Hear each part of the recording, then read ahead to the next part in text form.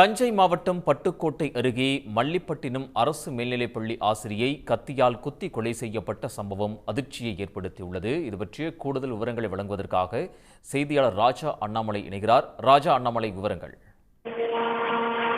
நிச்சயமாக தஞ்சை மாவட்டம் பட்டுக்கோட்டை அருகே உள்ளது மல்லிப்பட்டினம்.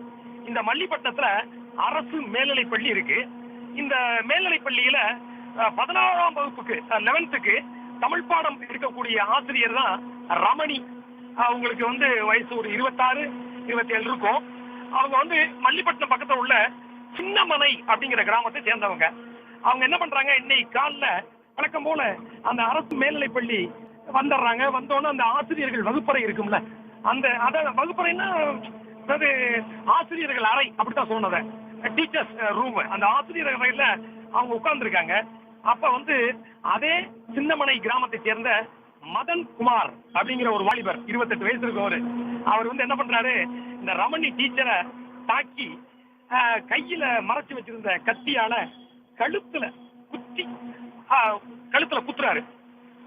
உடனே அந்த இடத்துல ஒரே பரபரப்பாயிடுச்சு. டீச்சர்ஸ் ரூம் இல்லையா, அருகிலேயே டீச்சர்ஸ் இருக்குதாங்க. ஒரே பரபரப்பாயிடுச்சு. ஒரே கழுத்துல குத்திடுறாரு. உடனே அந்த இடத்துல பெரும் பரபரப்பாயிடுது. அப்புறம் குத்துறதோடு ஓடுறாரு. அதுக்கப்புறம் பாத்தீங்கன்னா அங்க உள்ளவங்க எல்லாம் ஒரே பரபரப்பானது. அங்க உள்ள சக ஆசிரியர்கள், அப்புறம் இருக்கக்கூடிய மாணவர்கள், நம்ம அதெல்லாம் பாத்தீங்கன்னா தெரியும். அந்த மாணவர்கள் எல்லாம் யூனிஃபார்ம் போட்டிருப்பாங்க. பாத்தீங்கன்னா அவங்க எல்லாருமே அந்த டீச்சர் கத்தியால குத்திட்டாங்கன்னு சொல்லி வேலையோட அந்த உடனடியா ஆம்புலன்ஸ் மூலமா பட்டுக்கோட்டை அரசு மருத்துவமனைக்கு கொண்டு வர்றாங்க. ஆனா பரிதாபமா வர்ற வழியிலேயே அந்த ரமணி டீச்சர் இறந்து போயிடுறாங்க.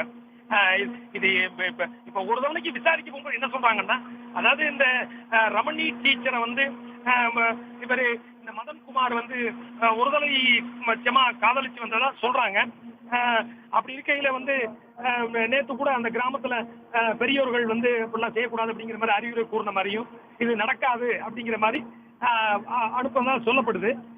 அதனால அந்த மனமுடைந்த மதன்குமார் ஆத்திரத்துல இந்த கொலையை செய்திருக்கலாம் என்றும் ஒரு காவல்துறை தரப்புலையும் கூறுறாங்க. ஆசிரியரை கத்தியால குத்தி கொலை செய்த இந்த மதன்குமாரை சேதுபாவா சத்திரம் போலீசார் உடனே கைது பண்ணிட்டாங்க. இப்ப மதன்குமார் கைது செய்யப்பட்டுள்ளார். இந்த சம்பவம் அது ஆசிரியர் வகுப்பறை, அதாவது அந்த ஆசிரியர் அறைப்பிலே நடந்ததுனால, அதுவும் அரசு பள்ளி அப்படிங்கிறனால ஒரு பெரிய பரபரப்பை ஏற்படுத்தி இருக்கு. உடனுக்குடன் செய்திகளை தெரிந்து கொள்ள சன் நியூஸ் பெல் ஐகானை கிளிக் பண்ணுங்க.